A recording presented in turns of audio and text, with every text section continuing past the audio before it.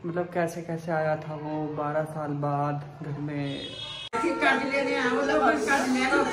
उनके मुंह पे ऐसा चमाट मारा है भगवान जी ने, ऐसा चमाट मारा है कि वो जिंदगी भर याद रखेंगे। जो मेरी बहन को बांझ बोलते थे ना, ऐसा है। मेरी मम्मी जैसे कोई हमारे बारे में गलत बोल रहा है तो पीठ पीछे, तो मैं अपनी मम्मी को भी यही बोलता हूँ कि मम्मी आप मत बुरे बनो, आप जैसे हो आप वैसे रहो। भी उनको लड़का हुआ था जो आज इस दुनिया में नहीं है।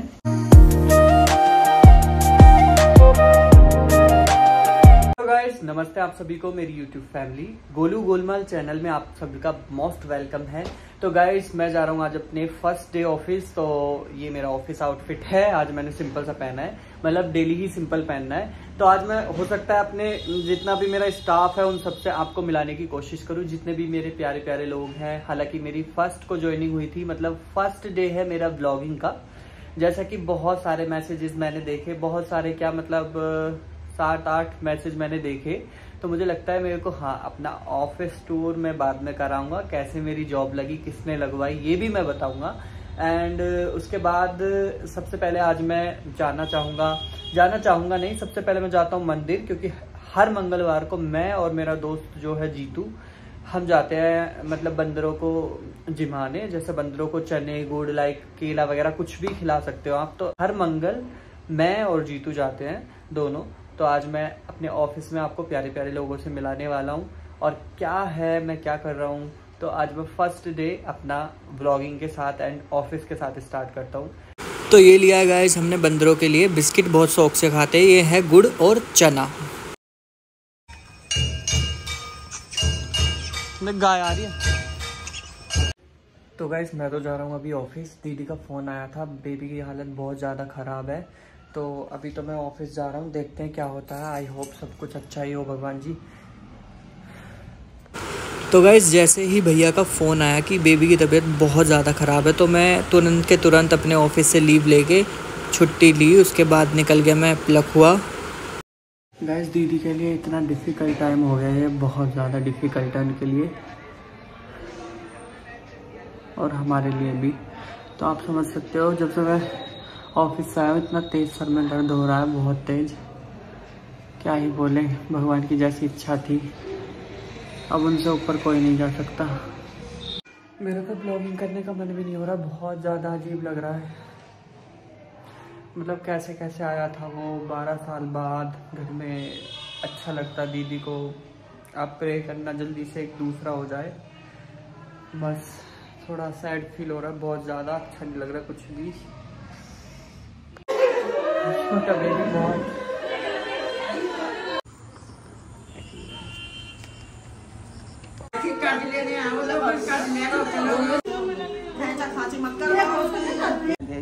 नानी कोई क्या करेगा, पंच लौंडा कर ली है। नानी अब एक बात तो बताओ, अब दीदी की जो लोग ये बोले कि वो ना होता, बेटा ना होता, बांध है, ये है वो है, अब उन लोगों का मुंह बंद हो गया। हाँ खुल गई, बतेरे हो जाएंगे भगवान, बहुत होंगे बेटा। देखिए राजी हो जाएगा, देख लिया, कोई बात ना। जितना उसका कर्जा चाहिए सब अपना ले गया हो। जान इसकी जान बच गई बेटा, पेट में बालक मर रहा है, बहुत हो गए। ठीक है मम्मी मैं जा रहा हूँ, तुम दीदी का ध्यान रखियो। ठीक है ठीक है, आराम से जाइए बेटा, है ना, मत लेना बिल्कुल भी। ठीक है ठीक है बेटा, जो होना हो गया। हाँ अब तुम ध्यान रखियो लेकिन। ठीक है 11 साल में भगवान ने दिया, वो भी ना रहा, और हो जाएगा, कोई बात ना। चलो कोई ना, अब तो जैसी ऊपर वाले की मर्जी है। ठीक है पापा चलो। तो गाइस हम आ गए हैं, मैं और पापा हम दोनों आ गए हैं। और जैसा कि मैं बताऊं, मुझे बहुत बुरा लग रहा है आज दीदी के लिए स्पेशली। और क्या कह रहा था मैं, जैसा कि बहुत हमारे लिए ये बहुत, मेरी दीदी के लिए बहुत टफ टाइम है ये। कैसे कैसे भगवान ने उनकी बात सुनी, आपका आशीर्वाद रहा, हम लोगों का साथ रहा। मतलब हमने, मेरी मम्मी ने उनका कहाँ कहाँ इलाज नहीं कराया कि अपनी बेटी को थोड़े ताने, जो लोगों के ताने हैं वो थोड़े कम सुनने को मिले। लोग, हमारे जो अपने लोग भी थे ना, वो भी बोलते थे इसकी दूसरी शादी करा दो, या ये गलत है, या हस्बैंड गलत होता है। कहीं ना कहीं आदमी को भी सुनना होता है। ये समाज ना बहुत ज़्यादा गलत है, इसमें चीज़ें ऐसी ऐसी बोल देते हैं लोग, सामने वाले को क्या लगेगा। जिसके साथ बीतती है ना उसको ही पता पड़ता है जिसके साथ गलत होता है। पर लेकिन भगवान जी को इसलिए मैं थैंक यू बोलना चाहूँगा, उनके मुंह पे ऐसा चमाट मारा है भगवान जी ने, ऐसा चमाट मारा है कि वो जिंदगी भर याद रखेंगे। जो मेरी बहन को बांझ बोलते थे ना, जो मेरी बहन को ये बोलते थे इसको बच्चे का प्यार नसीब नहीं होगा, इसको कभी भी बच्चे नसीब नहीं होंगे, तो अपनी थोड़ी जो निगाह है वो अब नीची करके चलेंगे लोग।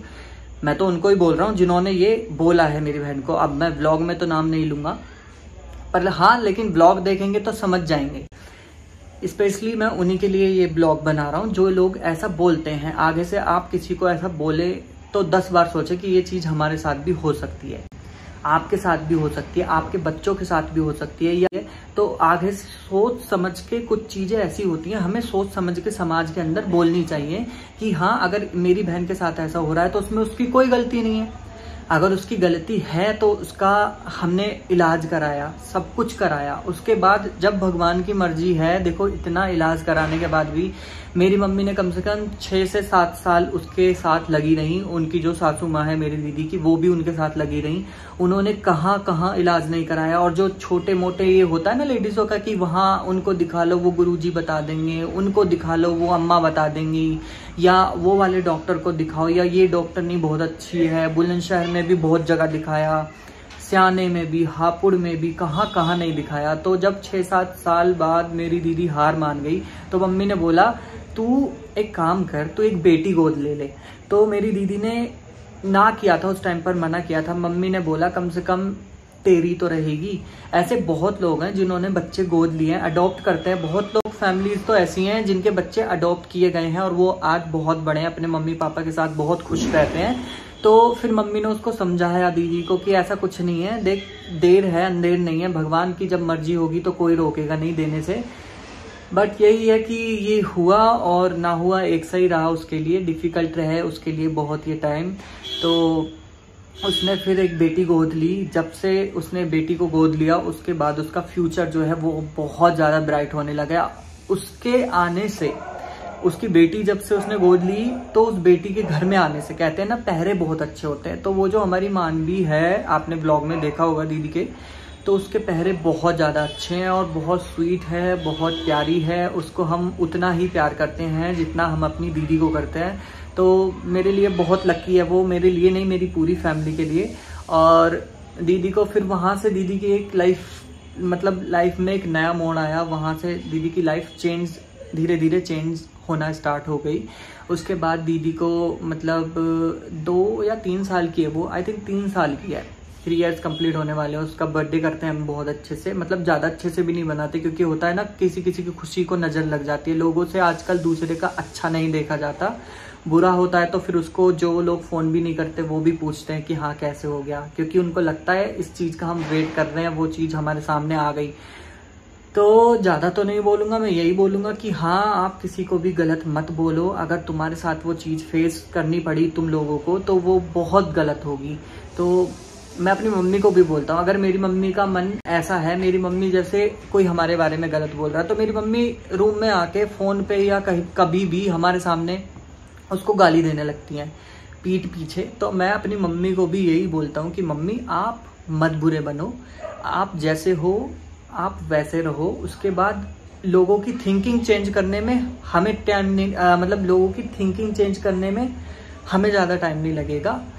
पता है जब हम दूसरे की बात का रिएक्ट नहीं करते ना कुछ भी, उसके बाद वो बंदा अपने आप खुद ब खुद भौंकना बंद कर देता, भौंकना। तो इसीलिए हम यही कहेंगे, अपनी मम्मी से मैं यही कहता हूँ, मैं अपनी मम्मी का ये एग्जांपल दूंगा क्योंकि मेरी मम्मी बहुत ज़्यादा स्ट्रिक्ट है हमारे लिए और हमारी फैमिली के लिए। आज वो ना होती तो हम यहाँ ना होते, क्योंकि मेरी मम्मी बहुत ज़्यादा हमें समझाती आई हैं, बहुत ज़्यादा अच्छा गलत बताती आई हैं। तो बस मैं यही बोलूँगा कि ऐसी मर्जी थी, उसका इतना ही टाइम था हमारे साथ। भगवान जी ने उससे शायद 10 दिन के लिए हमारे पास भेजा होगा। पहले वो लखुआ हॉस्पिटल में था, अभी हॉस्पिटल में फर्स्ट ऑफ ऑल हॉस्पिटल वालों की भी गलती है। हॉस्पिटल है एक जीएस हॉस्पिटल है पिलोखुआ का, वो बहुत गंदा हॉस्पिटल है। मैं तो यही बोलूँगा कि अगर उसमें कोई अपने बच्चे को लेके जाता है तो उसमें ज़्यादा केयर नहीं होती। वो तो सही टाइम पे हमने वहाँ से उसको निकाल लिया, 4 से 5 दिन रखा था, हमें इतना पता नहीं था। वहाँ पे शीशा था तो वो हमको ऐसे बोलते थे कि हाँ अभी इसको इसी में रहने दो शीशे में, अभी ये ना बाहर की कंडीशन नहीं है इसकी, अगर हम इसको मेरठ रेफर करेंगे तो ये कैसे जाएगा, क्योंकि इसके अभी फेफड़े पूरे नहीं बने हैं, दिल पूरा नहीं बना है। वो 7 मंथ का था, 7 मंथ मतलब अब 12th को उसको होते, मतलब 12 दिन कम थे उसमें। तो डॉक्टरों ने बोला कि ये अभी उस कंडीशन में नहीं है कि मैं यहाँ इसको रखूँ, उसके बाद ये एम्बुलेंस में बैठ के जाए, आराम से लेट के भी जाए, क्योंकि हिलेगा डुलेगा और इसको ऑक्सीजन प्रॉपर आ नहीं रही है। तो ऐसा कुछ करके बता रहे थे। तो हमें भी डर था कि हमारी दीदी को इतने साल में हुआ है और ऐसे ऐसे कहीं गलत ना हो जाए। उसके बाद फिर हमें लगा कि हाँ कुछ गलत नहीं होगा। हम लेके गए मेरठ में डॉक्टर ने बोला कि जहाँ डॉक्टर ने इसको दवाई दी है, मेडिसिन दी है, वो 10-10 हज़ार के इंजेक्शन मंगा रहे थे एक दिन का। तो हमारा पूरा 30,000 का बिल बैठा दिया उन्होंने। 10-10 हज़ार के 2 इंजेक्शन मंगाए, जिसमें दोनों में से एक भी नहीं लगाया। उसके बाद उन्होंने गलत दवाई उसको इंजेक्शन लगाए, जिससे कि उसके ब्लड इन्फेक्शन होना शुरू हो गया। एंड उसके बाद उसको जो रैशेस होने लगे बॉडी पे, छोटे छोटे रैशेस होते हैं, लाइक छाले जो बोलते हैं, वो होने लग गए उसके बॉडी में।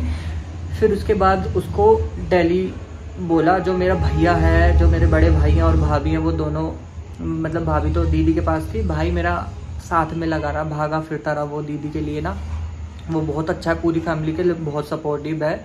मतलब हमारे लिए नहीं, हमारे घर में किसी की भी फैमिली को कुछ हो, चाचा ताऊ ताई, सबके लिए वो इक्वली ही वो करता है। तो वो लेके गया दिल्ली में, फिर वहाँ पे ये सब इंसिडेंट हुए। फिर उसके बाद वो आज हमारे बीच नहीं है, ये कहने में बहुत गंदा लगता है। बस यही है, दीदी को भगवान जी हिम्मत दो, वो अच्छे से रहे और जल्दी से उसको दूसरा बेबी दो। फिर मैं शुक्राना करने जाऊंगा गुरुजी के यहाँ पे। अब हम जल्द से जल्द दीदी को ठीक देखना चाहते हैं, उसको एक जल्दी से बेबी और दे दो। और ये पहला लड़का था उनको, 11 साल में पहला बेबी उनको लड़का हुआ था, जो आज इस दुनिया में नहीं है। तो गाइस इसी के साथ ब्लॉग का एंड करता हूँ। मुझे लगा आपके साथ शेयर करना चाहिए उसका जो दुख है। अब जिसके साथ बीता होगा वो मुझे कमेंट करेंगे कि हाँ हमारे साथ यही हुआ है। तो हाँ, आप ही जानते हो कि ये दुख क्या होता है। तो गाइस बस यही कहूँगा, और कभी भी किसी को गलत मत बोलो, ये आपके साथ भी हो सकता है। जैसे मेरी बहन ने ताने सुने इतने, शायद अब वो ताने बंद हो जाएं उसके लिए ना। लोग बोलते हैं कि बांझ है, ये है, वो है, तो ये सब हर किसी के साथ नहीं होता, किसी किसी के साथ होता है। मैंने तो ऐसे भी लोग देखे जिनके पास एक भी बेबी नहीं है, वो अडॉप्ट करते हैं, अडॉप्ट के ही बच्चे चलते हैं उनके, तो वो भी है कुछ। तो बाय गाइस।